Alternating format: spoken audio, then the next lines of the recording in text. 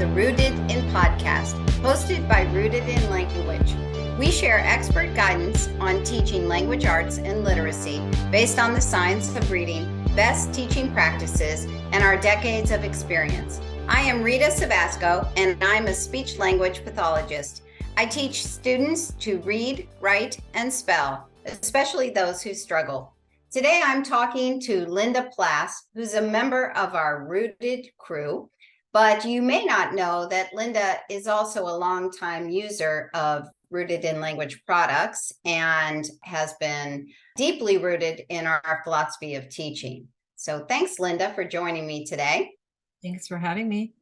Linda's in charge, basically, of all of our user experience at Rooted in Language, and she really helps me recast so many of my thoughts and words into more user-friendly dialogue. I appreciate that because I don't want to be full of jargon, but my head is always really deep into this material, and I forget a lot of times what life feels like when you haven't devoted 40 years to a topic, right? And so I appreciate Linda for that reason. She keeps me grounded.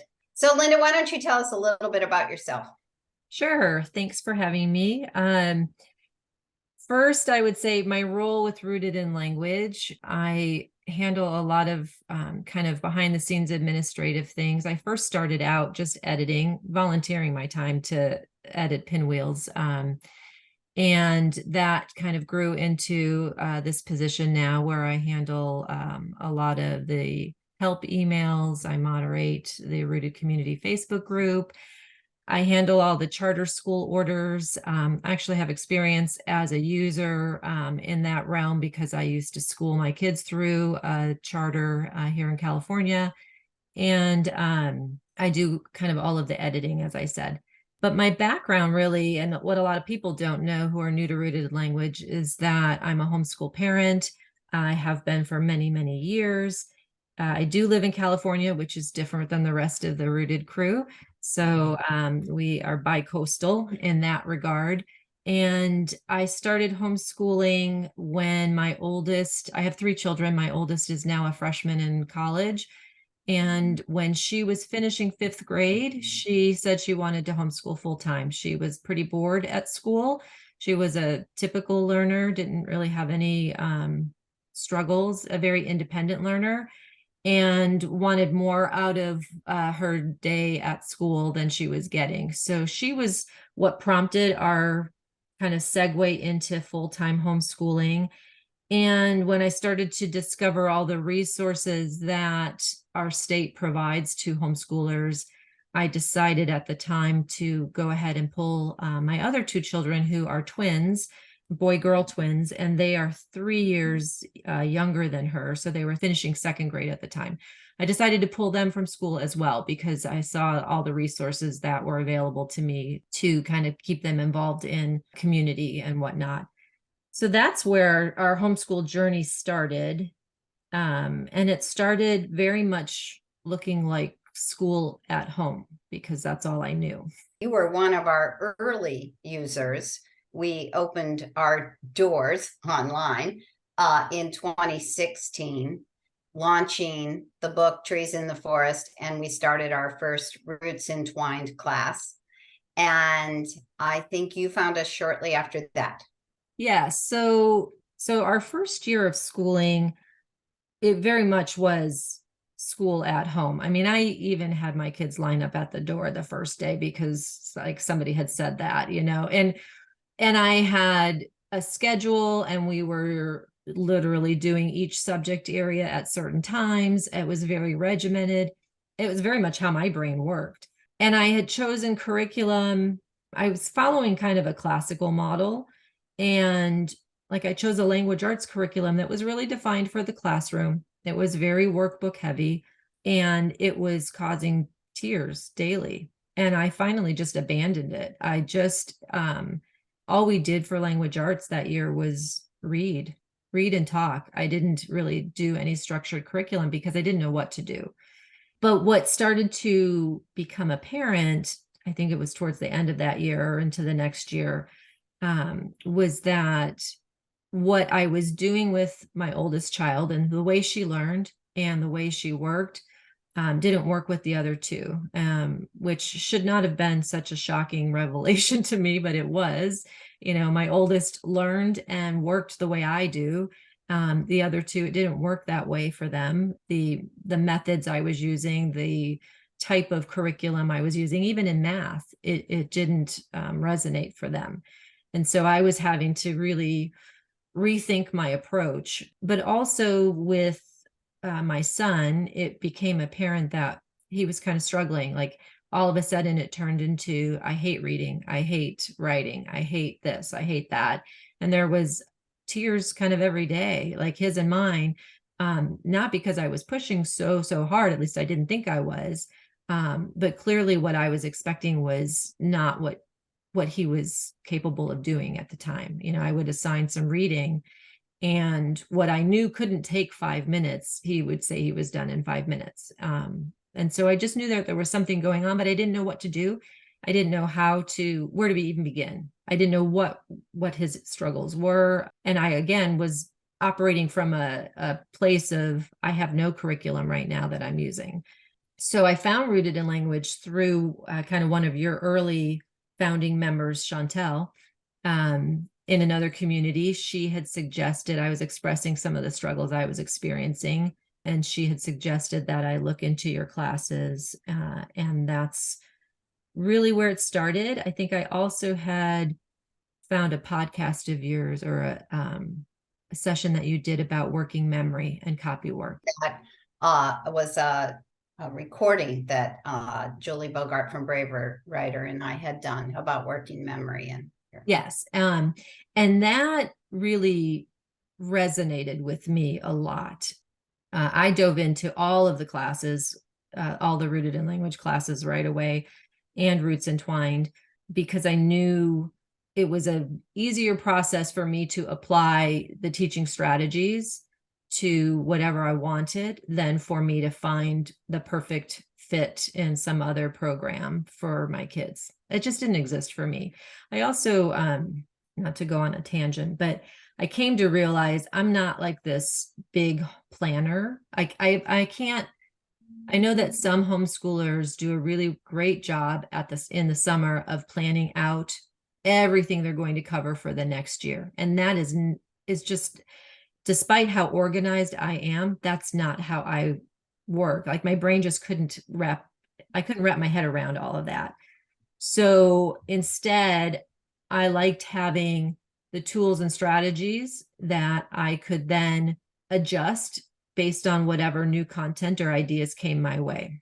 So if I found a poem that I wanted to work with my kids on, I could take that poem that next week and we could work, do lessons in all of the areas of language arts with that. I liked that as opposed to having a structured curriculum that I was going to kind of just push through week to week to week, no matter what the content was, whether it was useful, relevant, or even sticking for my kids. And in most cases, it wasn't sticking for my kids. So I was trying to move more to an approach of always looking at whatever is going on in our lives and whatever areas of interest my kids had, and finding ways to weave that into my teaching and whatever lessons we needed to be working on.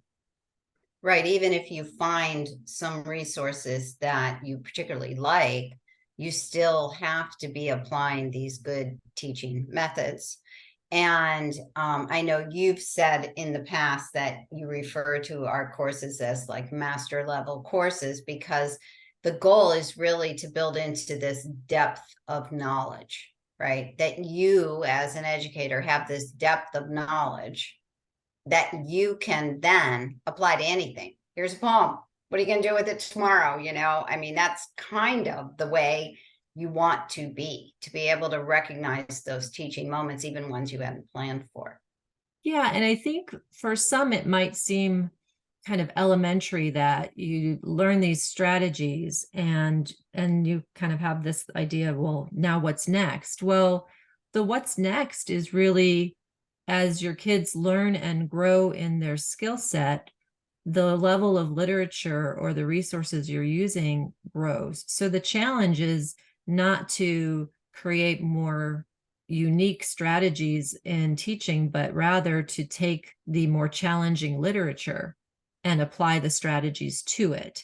And I think that makes it easier on the educator personally, because I'm not having to rethink how to teach word study or how to apply grammar.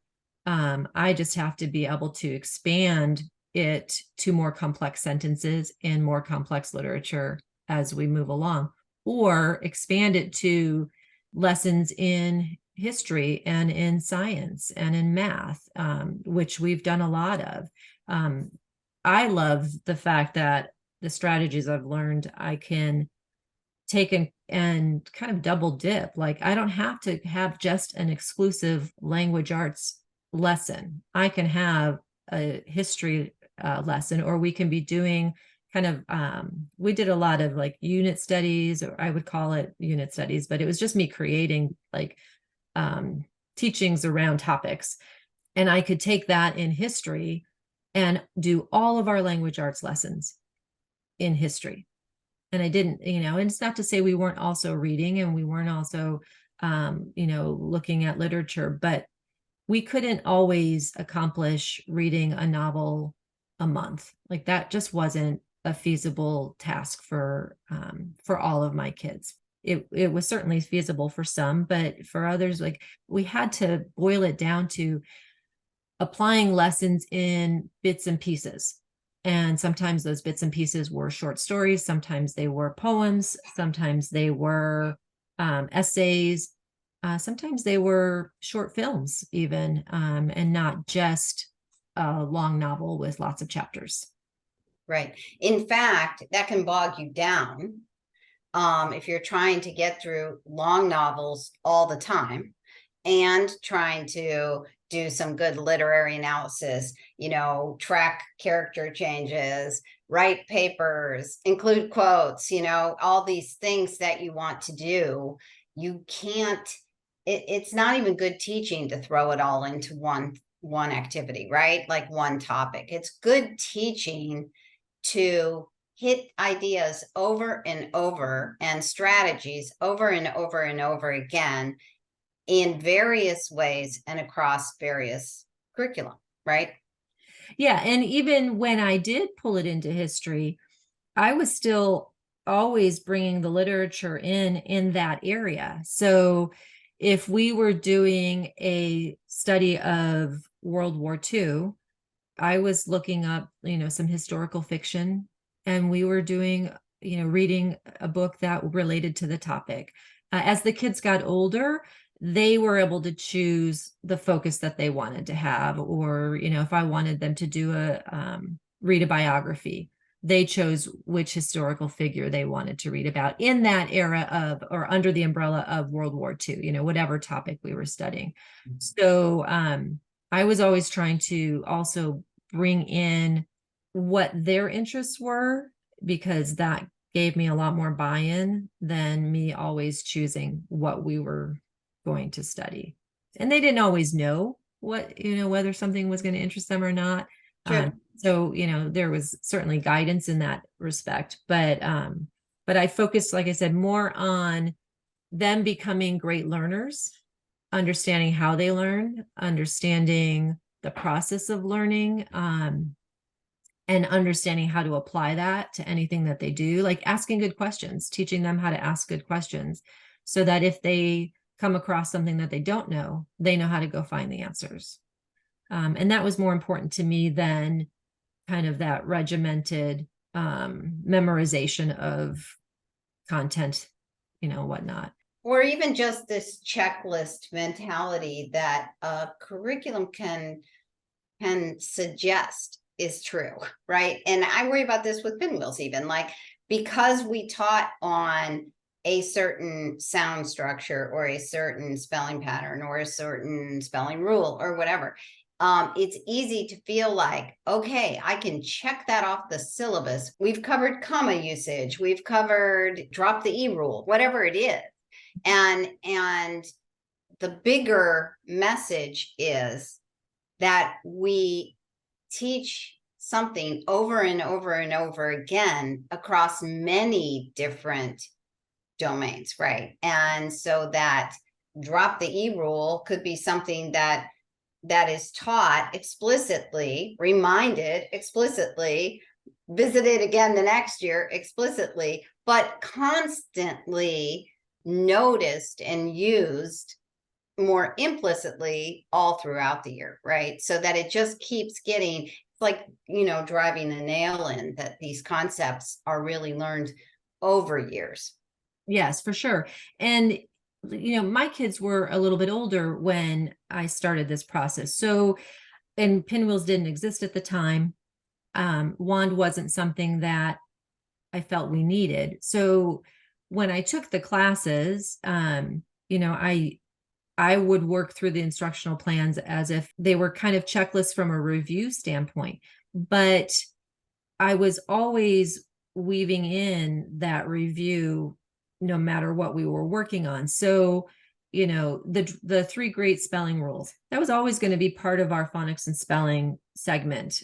For any copy work passage where we're working on, we were going to look for those words. We were going to create word sums. We were going to identify which spelling rules we were applying. When it came to phonics, my kids were beyond that stage, but didn't mean I stopped looking at phonics. We would take our copy work passage. In fact, I was pulling some out last night. We did a poem. And as part of that poem, I had the kids identify every word that had a long vowel sound, and then sort those words into their long vowel buckets. This was years after they learned long vowels. So it's not that it's a one and done thing by any means.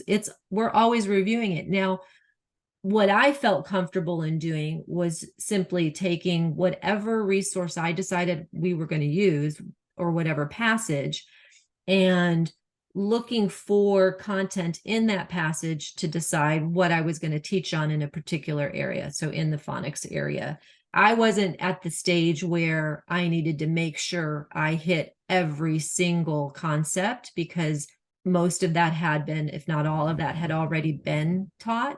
So I was just using it as an opportunity to review and refresh as we went along, whatever I found in the passage that presented itself to as worthy of being taught again or worthy of being reviewed again.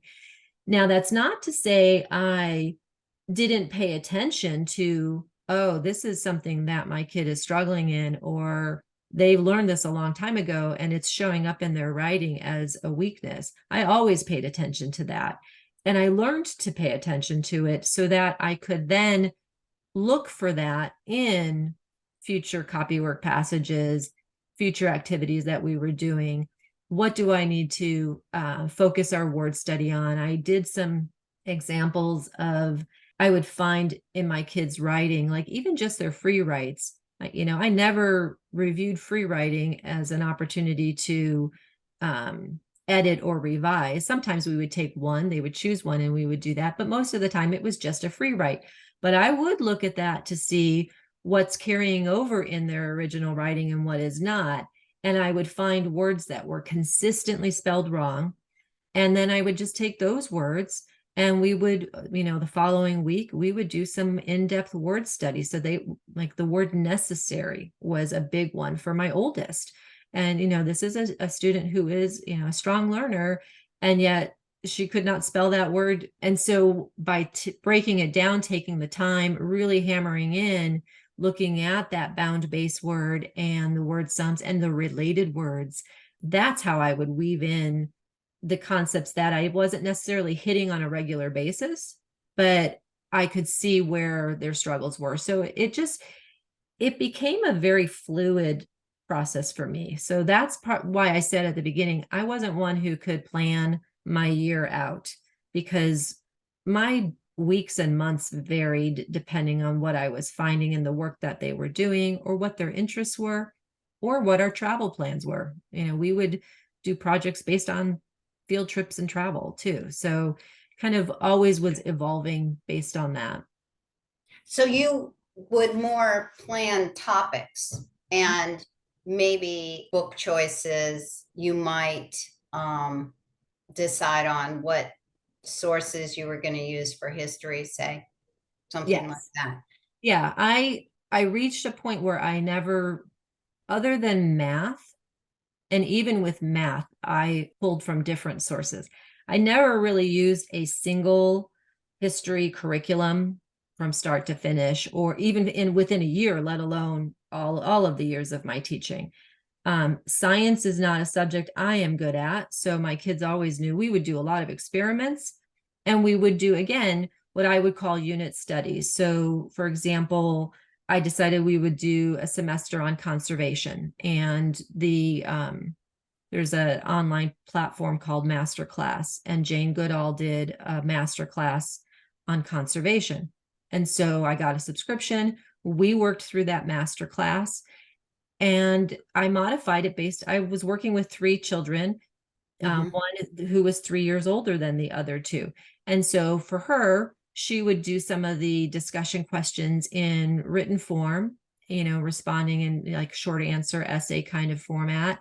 For her, I roped in another book that Jane Goodall wrote and had her do, read the book and do a book study on that. For the younger two, we would watch the videos together. We would read the content together. I would always pull my copywork passage from that content. There would be vocabulary words. So we would work through that stuff together. And that's another important point I would want to make too, is especially with the younger kids, there was a point where we would start to move towards independence. But there was a long period of time where anything that I was asking my kids to do, I was doing it along with them. Even the free writing, I would spend the 5 minutes and I would sit down and model that I'm free writing for those 5 minutes. But I say that, when we talk about intentional copy work and doing these mini lessons, I ask them to do a vowel sort. I have my copy in front of me and I'm doing the same thing. If I ask them to analyze a sentence for grammar and find the subject and verb, we're literally doing it together. And they each have their own copy. They each have their own pen or pencil. I had my own pen or pencil. It started out with me modeling my thinking, because I had a student who would shout out any and every answer until they found the one that was right, rather than thinking through what it is we're trying to analyze. So I started out just talking out loud, and helping them to see how I was figuring it out.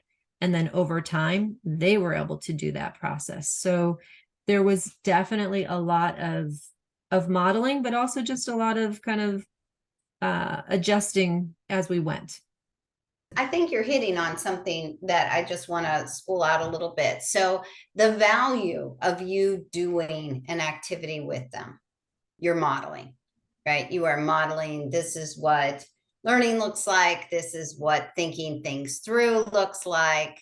This is what slow versus fast thinking looks like. And then the other value you just started on a little bit was adjusting. So explain that. Well, for one, when you're sitting there with them, you can observe and learn from them where they're struggling. I've done it both ways. I've handed my kids assignments and said, okay, I taught this concept, now go do it. And they'll walk away with a sheet of paper with, whatever, 10 sentences to mark up. But there's no value in them marking things up and getting it all wrong and not having that immediate dialogue about how to do it, what to do. Like there was just it just seemed like, what's the point of them going and doing an activity, then handing it to me to grade, and then they get things wrong, and then I do nothing more. Like there was no learning there. In fact, there was just frustration. There was a lot of frustration with that kind of thing. The benefit of modeling and working with them was that I could see in real time when the walls went up, where the struggle was. I didn't always understand why something was a struggle, but it helped me to then take note of where we needed to work on things. Like there's one very easy example I remember really well. I had asked the kids to do something to alphabetize something, which I thought, like, we're way beyond this skill, right? They were probably, I don't even know how old they were, but they were probably 10 or 11 at that time. And to me, it was, kind of like riding a bike. It was like a no-brainer ask in my view. And what I came to realize for one of my kids, that it was really hard. It was actually not something that could be accomplished without more practice and guidance and teaching. And what that taught me was that we need to do more of that, not less, right? That's kind of one of my great learns is, where there is struggle, we can't back off from it.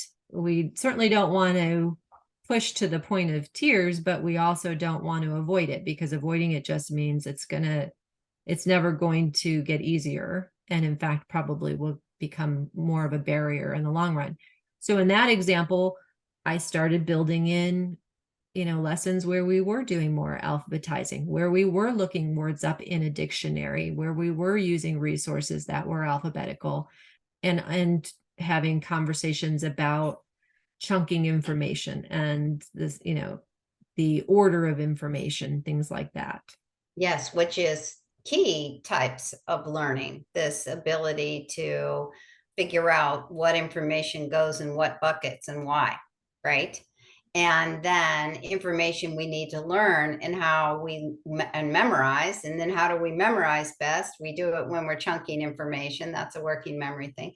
And so that's true of alphabetizing too, right? And just because we teach it's interesting when you're in the process with kids, then you start watching the process, right? And that's when you start seeing where the gaps are, that it's not really enough to just teach an alphabet and assume you now have this skill. You can say your alphabet, you will know how to alphabetize. Well, there's a lot of little skills in between, and we don't always see all those steps. The other thing I learned from that and from some other activities was that kind of chunking of information and categorizing of information was a definite struggle for my student. And so it wasn't only in the area of the alphabet, it was in across many areas. It just became something that, for me to be aware of, one, in how I present information, two, in how he processes information, and that we needed to do more of that work across the board. And that I had to help him figure out ways that he could do that himself. And that became, even more evident in his writing. I had to help him figure out how he could organize his thinking and get it out on paper, organize it on paper. There's more steps involved, and some kids don't want to do the more steps. But when they start to realize there's value in those steps for them, they're more willing to do it. And that's what my experience was. Right. And kids, I mean, we all want a shortcut, but we have to learn the skills to know how to shortcut, right? Like you could have a topic now and immediately begin to think, okay, what are the three main points I would say about that topic? And you're already starting to develop a structure of a paper in your head, but that's because you worked through a process and that process. I also think that when we think of teaching in terms of teaching to these strategies and processes, is it does change how you use materials. So your example about how do I categorize, how do I chunk information, now a history lesson becomes much more about what is it this child really needs to learn, and what is it they need a lot of support on, and then what are the parts they don't need as much support on. So maybe just giving me back, the factual details is easier, but maybe knowing how I would organize those details so I know which ones a main idea and a subordinating idea, or maybe how do I interpret all these details? That could be harder. And once you understand where that child needs to work, you can then apply that anywhere. Right, right. And we did that. So, we did when we were doing some history study around, well, I'll say this first. I was always looking at holidays, themes, current events, whatever's happening in the world. And those would often drive some of, the themes of what we were teaching. So an election year, we would be doing, studying about the Constitution and our founding fathers and things like that. And I would take a lesson about one of our founding fathers and have them categorize the factual information they were learning about them. It's interesting, Linda, when you're talking, I think about our classes and the way they're organized. We have some of our classes that are very much about, how to teach reading, writing, spelling. But then our grammar classes very much starts to tilt into this, not just a how-to, but a philosophy around how we can bring this kind of study into everything we do. Word studies like that too. How it's this sense of, I now have a structure to work with, and I can use this structure across various areas of study. When you look at the writing and reading courses, it really is a lot about a way of thinking and a way of approaching learning. And what are we as educators really looking for? And what are the underlying skills we really need to support? Right. And that's where we start to talk about some of these areas that you are touching upon, where it's really deeply into what do I do with information to organize it in a way that I have deeper comprehension, or that I can put forth some writing that follows, a structure or a way of expressing that not only fits my interest, but fits what the skills I need to acquire to be effective at it too. Right. And I think just as much as Rooted in Language wants to teach me the educator strategies, I want to teach my kids strategies. So yes, there is detailed content to be taught. There's no doubt. There's foundational skills. But at some point, it's just as important that my kids have the strategies to apply to whatever it is they are doing and learning.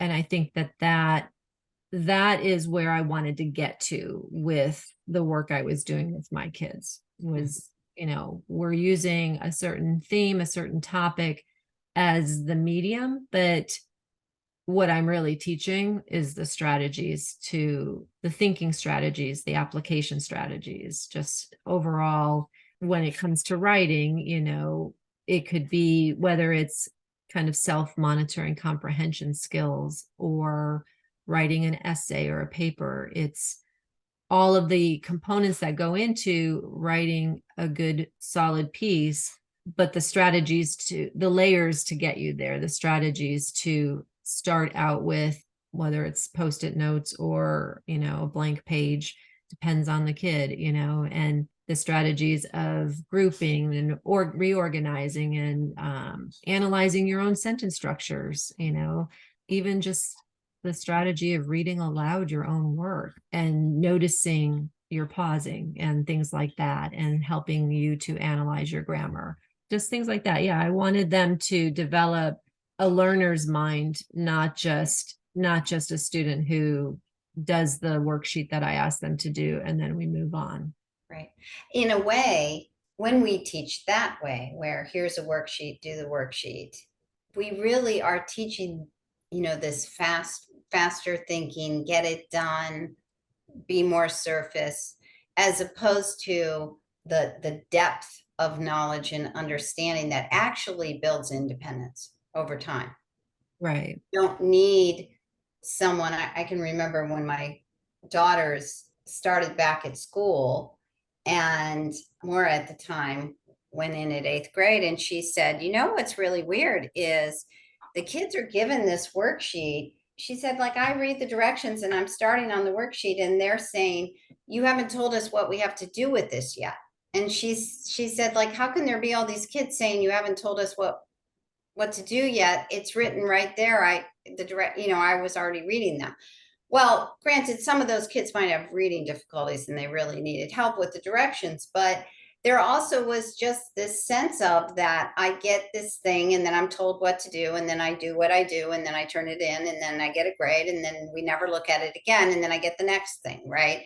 And so you get this almost assembly line kind of thinking instead of something's been handed to me and I'm going to roll up my sleeves and figure it out because that's what you do when you're learning stuff, like, so we definitely want this level of really building into independence, and it does require depth.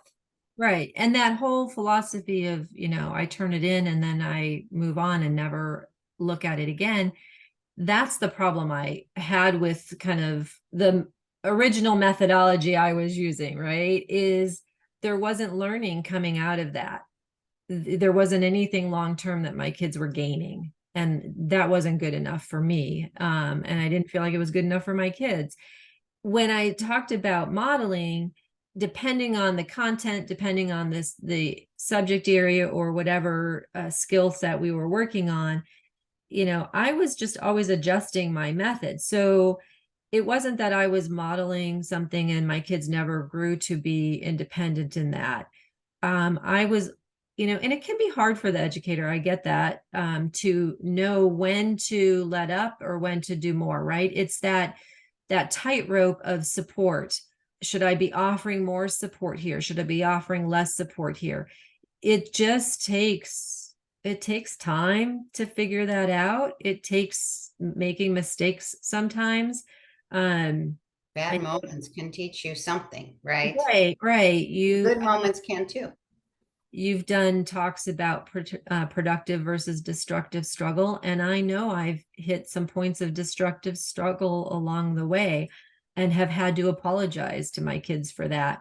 But that's taught me a lot too, in terms of where more support is needed, where less support is needed.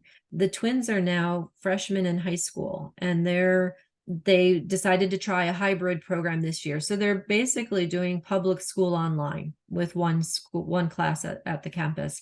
And when this school year started, I was so afraid because the level of support both of them needed, because it was a new platform, and it wasn't just one new platform. I think it was like 3 new platforms, depending on the class.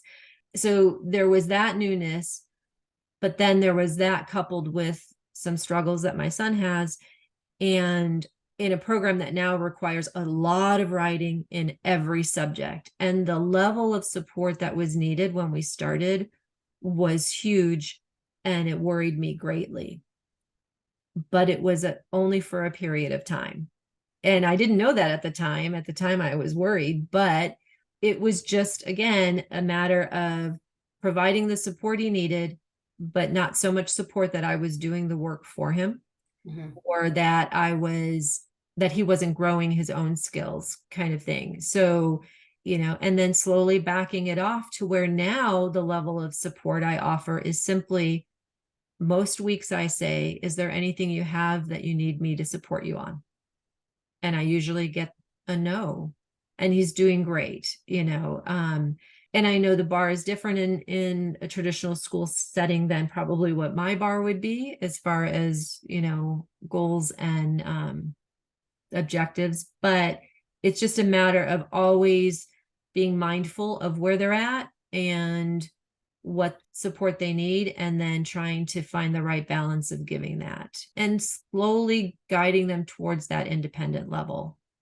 It's important that we work on whatever thing you can do independently at any age or stage, whatever piece of this you can do independently with success and assurance, we want you to do, because we are always working toward that. And then when you need more help, and sometimes we're not going to recognize it, right. Other times we can anticipate it and prep well for it, right? But when you need more help, then that's when we're there. And some activities just are richer in groups. That's the other part of it, is there's the conversational piece where a huge amount of learning happens through conversation. There's all kinds of research supporting that. And it's more engaged learning. And sometimes you just always want, even if it's a book study that child could do independently, now you want to pull in this engagement because there's a depth that comes out of that. Right. And I do know that when we first started out, I was probably teetering on the side of offering way, way, way too much support. And that grew into what I would say was a bit of a problem. And so then I had to start backing off that level of support so that my son could recognize that he had the skills to do what I was asking him to do. And then, slowly, like I remember one time I had to go out of town for the day and I prepped them. I gave them an assignment that they were going to work on independently for the day. And we worked through kind of all of the instructions, what the expectations were. We threw out ideas, we brainstormed all of that in the days leading up to this day that I was going to be gone so that they could do the work. And I didn't know what to expect when I came home, but it was done and it was done really well, so, and days like that were important because it showed my kids that they could do it independently, that while yes, the group work time and the collaborative time is important, there's also a time when you can apply your knowledge and your skills on your own and be successful as well. So it's just kind of a ebb and flow of a process. That's right. And we want to have those different components in it.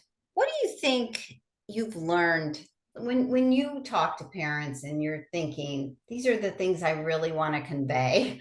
This is what I wish I could say. What is that? What do you think you've learned that you most want to help other parents understand? So one of the most important philosophies that I've learned from you is you're saying about no one learns to swim by drowning. But the flip side is no one learns to swim by staying on the raft. And I was definitely somebody who was on the raft for a while and just stuck because I didn't know what to do or how to do it. And so I would just say any progress is forward progress and just getting started. Even those who use the curriculum that Rooted in Language provides, Pinwheels, many will say it's overwhelming, right, to get started. But it's overwhelming to start anything new. And so I would just suggest, one foot in front of the other. Just take the first step. It's, the first unit, the first lesson. If you're, working in the realm of intentional copy work and it's just pick one content idea for each skill area. Pick one thing you want to work on in phonics for that week, and just start with one thing. It's so much more important to do that than to do nothing. And the gap will only widen when you do nothing or when you wait. That was my experience anyway. I think that one of the most important questions you often ask that I now often try to remember to ask myself is, what is the goal? And that not every piece of writing has to be edited to the point of perfection. Not every sentence has to be analyzed for proper grammar, whether it's in copy work or in original writing. What is the goal? I remember like it was yesterday, the day that my oldest turned in a written narration of some history assignment I asked her to read. And I, of course, because it's just my nature, I think I got this from my mother, to correct her grammar. Always blame mother, right? Yes. Well, a little aside, I did, like, in my adult years, find a box of stuff my mother saved of mine, and she had graded my high school senior English thesis paper after the teacher graded it. Like, she corrected it. So there's that. Oh my. But with my oldest, I remember she turned in this narration.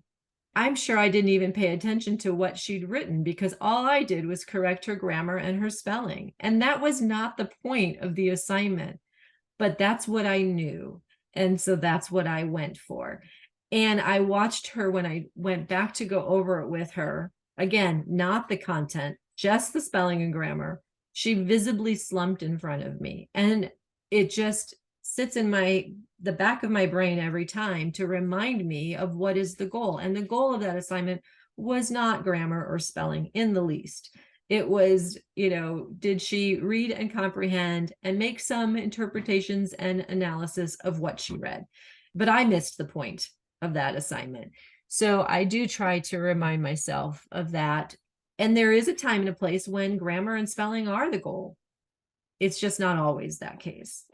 So just trying to constantly evaluate what the purpose is of what we're doing and making sure we stay on target for that purpose.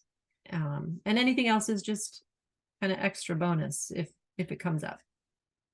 It sounds like when when we talk about some of the logistics of all the things involved in language arts and in learning and different, strategies and all that, and I talk about research and blah, blah, blah. It can start to feel like, do we care about kids? But the reality is everything we're describing here has great honor to the learner. We're really honoring the learner. We're honoring where they are, what they need support with. We're honoring the fact that not everybody wants to be off doing everything alone all the time. We're honoring that this is a process and they need time. We're honoring things they like. How can we take topics they enjoy and apply the learning to topics they already, I have always said this, the most interesting things I have learned about history has been when it's around a topic I want to know about. I find architecture in history interesting. I find art in history interesting, right? It's not just the history, the costumes. I don't know. It's a lot of things like that, a history of literature and philosophies, those kinds of things interest me more than just wars. And I think that that's very much the way we can teach our kids if we're not too locked into any one curriculum that's going to have pieces that, and just like there could be great things in any curriculum you find, but there's probably going to be some stuff that you don't need to do or spend time on, right? And I think you build confidence and value to the learner when you It's definitely a learning and relationship philosophy. And for me, my kids were much more engaged and interested and willing if it was topics or areas that were interesting to them. And again, they didn't always know whether something was going to be of interest to them. And so we would introduce it. We could take a theme that we were working on, and I could let the kids choose, which individual or which aspect of that topic they wanted to look at in more depth. It was way more interesting to work that way. It was more work in some ways. I was pulling resources from a million different places. I was doing a lot of searching. I would just as we have kids create their LA binders for all these LA concepts, I didn't expect my kids to read or watch videos on a topic in history and all of a sudden they know all of that information. So I was creating notebook pages that kind of a little bit of French dictation style, or just kind of like with images of like buckets of categories of information that they would then fill in, or we would fill in together after we viewed something or after we read something. So I was developing note-taking skills, but giving them the structure for that. It is just so much more empowering for them, I think, if they're interested in what they're learning, but also if I was interested in what they had to say. When we talk about honoring the learner, I came to realize that I had a certain expectation of the type of writing that I thought was good writing, worthy writing. My frame of reference was my oldest child. She could write pages upon pages, very thoughtful content. My other daughter was the same way. My son's type of writing was very different. And for a while, I didn't appreciate that until I came across a book by Ralph Fletcher called Boy Writers. And that book, it's written for the classroom, but it can be applied in any learning environment. It really opened my eyes to my son's individuality and uniqueness and his own style of creativity that I wasn't giving enough respect to. And so that was part of my growth and learning in this whole process, was honoring each individual learner, not only in how I was teaching each of my kids, but also in how I was engaging with them and how I was receiving their output. Because once I came to honor and accept the work that my son was producing with his own unique style, it kind of lowered the temperature in the room. It allowed for more dialogue and discussion without agitation. And I started to see less pushback, less kind of walls going up and, inability to communicate and push forward, and more willingness to engage and try, because he could see that his efforts were not being stifled. So I think that was an important growth and learning process for me as part of honoring each of my kids and what they had to offer. Okay, so Linda, tell me a rooted in language resource that you really liked or got a lot out of. What do you think of fondly? Well, first I would say all the things, right? Oh, good answer. The first resource that I ever used from Rooted in Language is Explore a Story, and it is still one of my favorites for many reasons. One, you can use it with multiple kids at the same time, regardless of age, and their level of engagement and writing is just appropriate for wherever they're at. So I loved that about it. I loved that it brought out some analysis, some abstract thinking, which was an area of struggle here. And I loved that it was creative and it could, again, be applied across any age or any stage, any level of depth. And also, we used it a lot with movies and movie characters, not just books. And so that was fun too. My kids loved it when we would take a school day and go to the movies. And I loved it when I could say, yes, we're going to do that, but we're also going to add some learning element to it. And we're going to go through the steps and do this character analysis. And everybody got to choose which character they wanted to focus on. So it was personal to them, and it was what they cared about, what they felt was important. But we went through the steps of analysis. So they were learning a process, but applying it to content that was interesting to them and at an appropriate level. As educators, especially early in the game, what you want is a roadmap. Like I want to know what's point A, point B, point C, point D. I want to know exactly what to do.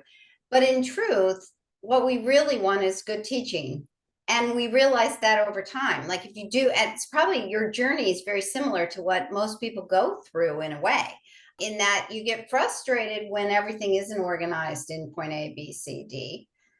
But actually, it never really can be. That's mostly a facade, right? And it's boring. It's boring for everybody. It's even boring for the teacher. So, engaged learning means that I'm engaged in prepping. I'm engaged in looking at what are good resources. And then I'm engaged in figuring out how these strategies fit in different curricula, or even how I can overlap. How can I overlap? We wrote in history, so we did some editing work, and editing's what we've been learning about over here, right? So you do this kind of work, and it is though just more interesting for everyone. Right. And one point I want to make too is it's so easy to fall in the trap of comparison to what's going on in the public school system. My kids even would fall into that trap. They would have friends or teammates or whatever who would ask questions almost as if to trick them into, well, you don't know this, but I do, kind of thing. And so we would have a lot of conversation about why we're doing it the way we're doing it, what you're learning, what the value is of how we're learning it versus how they're learning it. I didn't make my kids memorize all 50 state capitals.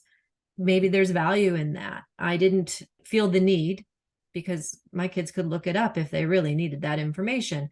But we did a lot of national park trips, and we did a lot of field trips in that related to subjects we were talking about. So when I mentioned World War II, we read the book Farewell to Manzanar. We actually went to Manzanar. So we did a lot of things that were more applied and I would say far greater depth, but we didn't cover as much breadth because I felt like they could always cover that down the road if the need would arise, kind of thing. So I often talk about, a different path of learning is just different. It's not better or worse, but for us, this is what was more important. If we traveled, we brought that into our learning, right? We created travel journals, we created photo journals, and you can apply it at any age, photo journal with a label versus a photo, PowerPoint presentation with explanations of all the historical places you visited. Like it can really go across the board. So yeah, I just want to reiterate that we all fall into the comparison trap, but just remembering, like you always say, what is your goal? That can be applied to a small lesson that you're doing, but it can also be applied to your homeschooling philosophy. What is your goal? And just always keeping that in mind will kind of be your North Star and, where you're headed and why, and make sure your kids know that. And they are going to grow up and they're going to be done. And then we are now these people who have been educated along with our kids, and we have to think about what our next goals are too. It's just an interesting, I feel like we're really blessed that you, and I mean this sincerely, that you started volunteering for us and then came to work for us for being horrendously underpaid as most startups have to do, but you give us so much of your time and talents, and I know that it is something that has really blossomed from this experience of teaching your kids and caring about good teaching. Yeah, it's I started out in my career as a CPA, and kind of liken editing to being an auditor in many ways. But what's funny is when I first started out in college, I actually wanted to be a teacher. I just decided I couldn't support myself on a teacher's salary. And so I went a different direction. As you've well learned. Yes, but life comes full circle, right? And so when the opportunity came up and my oldest wanted to homeschool, that became my method of teaching. What I learned when I found Rooted in Language was, one, how passionate you all are about educating the educator, about giving every kid the opportunity to grow their skills to whatever extent possible for them. And, it was such a blessing to me to find your resources, not just for, my son who, had his learning struggles, but for all of my kids. I used everything I learned from Rooted in Language, and seeing the impact that had on my own kids, seeing the impact it has on the, families in our community, that's what made me want to be a part of it, is knowing that you're doing such important work, and it's work that, you're changing the trajectory of kids' lives. And who wouldn't want to be a part of that? So. Well, we're grateful because you make us better and you really do care about our community and how you can help them. I know you answer a lot of questions and share a lot of resources. So, well, thank you. Linda often joins me for office hours.